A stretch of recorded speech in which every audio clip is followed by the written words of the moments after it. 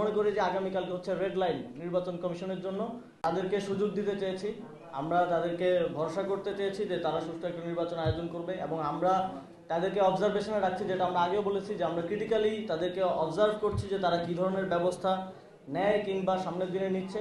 আমরা আগামীকালকে মনে করি আগামীকালকে দিনটা খুবই গুরুত্বপূর্ণ, যেহেতু আপিল শুনানির শেষ দিন আগামীকালকে তাদের অবস্থান এবং তাদের কার্যক্রম দেখে আমরা আমাদের পরবর্তী সিদ্ধান্ত গ্রহণ করব। আমরা মনে করি যে আগামীকালকে হচ্ছে রেড লাইন নির্বাচন কমিশনের জন্য।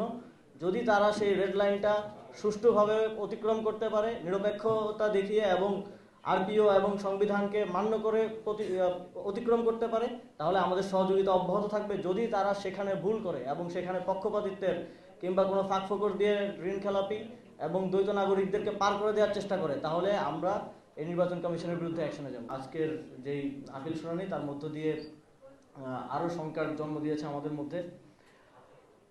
বাংলাদেশের সংবিধানে স্পষ্টভাবে বলা আছে যে কোনো ব্যক্তি যদি কোনো বিদেশি নাগরিকত্ব গ্রহণ করেন কিংবা আনুগত্য প্রকাশ করেন, শুধু নাগরিকত্ব গ্রহণ না, আনুগত্য প্রকাশ করলেও তিনি বাংলাদেশের সংসদ সদস্য প্রার্থী হবার যোগ্যতা হারাবেন। এবং অনেকেই দ্বৈত নাগরিকত্ব থাকা সত্ত্বেও নির্বাচন কমিশনে গিয়ে গুন্ডামি করছেন। নির্বাচন কমিশনে এক একজন 200-300 লোকজন নিয়ে যাচ্ছেন এবং লয়ারদের সংখ্যা বাড়িয়ে শত শত লয়ারদেরকে নিয়ে যাচ্ছেন নির্বাচন কমিশনের উপর চাপ প্রয়োগ করার জন্য।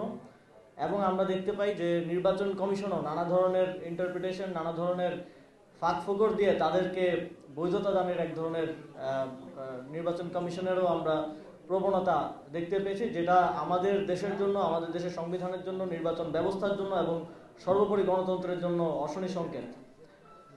আমরা এটা স্পেসিফিকলি দেখতে পাচ্ছি বিএনপির প্রার্থীদের পক্ষ থেকে। বিএনপি নিজেদেরকে গণতন্ত্রের ধারক বাহক, গণতান্ত্রিক রাজনীতির পায়োনিয়ার বলে বিভিন্ন জায়গায় বলে আসছে এবং মনে করে, কিন্তু তাদের কাজকর্মে আমরা দেখি যে তারা সম্পূর্ণ 180 ডিগ্রি টার্ন নিয়ে গণতন্ত্রের বিরুদ্ধে, বাংলাদেশের সংবিধানের বিরুদ্ধে, বাংলাদেশের প্রচলিত আইনের বিরুদ্ধে কাজ করে যাচ্ছে।